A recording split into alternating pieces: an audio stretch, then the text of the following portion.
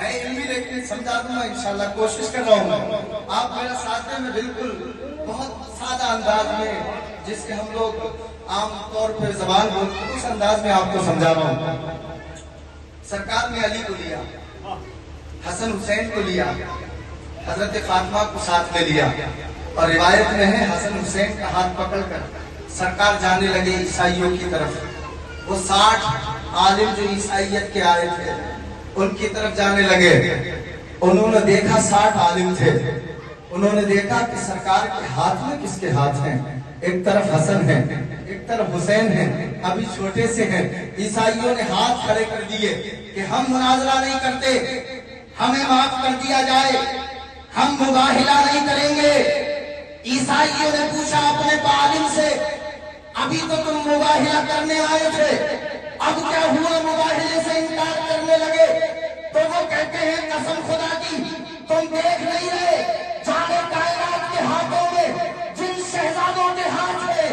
اگر یہ ننھے منھے ہاتھ رب کی بارگاہ میں اٹھ گئے تو قیامت تک تمہاری عیسائیت کا نام و نشان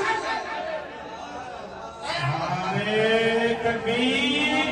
نعرے رسالت، نعرے غوثیت، ذکر شہید اعظم، ذکر شہید اعظم، فیضان غریب نواز، فیضان سید علی سرکار، ہمدانی دولہ، نعرے حیدری۔ فرمایا جن شہزادوں کی تم ہاتھ دیکھ رہے ہو نا، یہ ننھے منھے ہاتھ اگر رب کی بارگاہ میں اٹھ گئے تو پھر ہم تباہ و برباد ہو جائیں گے، اور قیامت تک عیسائیت کا نام لینے والا کوئی نہیں رہے گا۔ اس لیے لوٹ چڑھو، واپس ہو جاؤ۔ جب واپس ہو گئے آیت نازل ہوئی، انما یرید اللہ لیذھب عنکم الرجس اہل البیت ویطہرکم تطہیرا۔ اللہ فرماتا ہے محبوب ہم تو آپ کے اہل بیت کو ہر آلودگی سے پاک کرنا چاہتے ہیں، ایسا پاک کرنا چاہتے ہیں، اور اللہ نے پاک کر دیا اور ایسا پاک کر دیا۔ مسند احمد کی ایک روایت پیش کرتا ہوں، سیدہ ام سلمہ رضی اللہ تعالیٰ عنہ اس کی روایت میں راوی ہے، کہتی ہیں کہ سرکار نے اپنی چادر میں،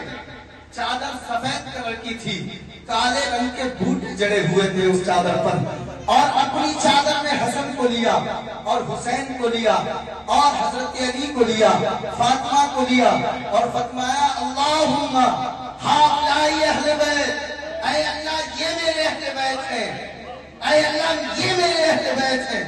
ان چاروں کو لینے کے بعد دوسری روایت سیدہ ام سلمہ ہی روایت کرتی ہے، کہتی ہے اللہ نے اہل بیت کو ایسا پاک کیا،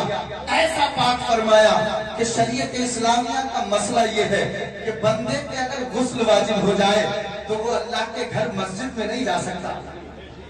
اگر کسی کو جنابت کا غسل ہے یا غسل واجب ہو گیا تو وہ بغیر غسل کے مسجد میں نہیں جا سکتا۔ تمہارے میرے لیے اجازت نہیں مسجد میں جانے کی، کتنا ہی وقت کا متقی ہو، بہت بڑا عالم ہو، فاضل ہو، علامہ ہو، فہامہ ہو، اگر جنوبی ہے تو مسجد میں نہیں جا سکتا۔ حالت ناپاکی میں نہ کوئی مرد نہ کوئی عورت مسجد میں جا سکتی، نہیں جا سکتی، لیکن سیدہ ام سلمہ فرماتی ہیں، میرے آقا فرماتے ہیں یہ میری اہل بیت ہے، جس میں علی ہے، فاطمہ ہے، حسن اور حسین ہے۔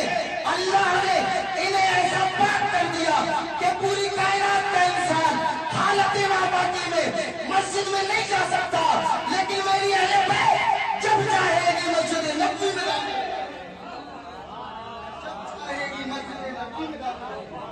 اللہ نے ایسا پاک فرمایا۔ چونکہ نور کی اولاد نور ہوتی ہے، نور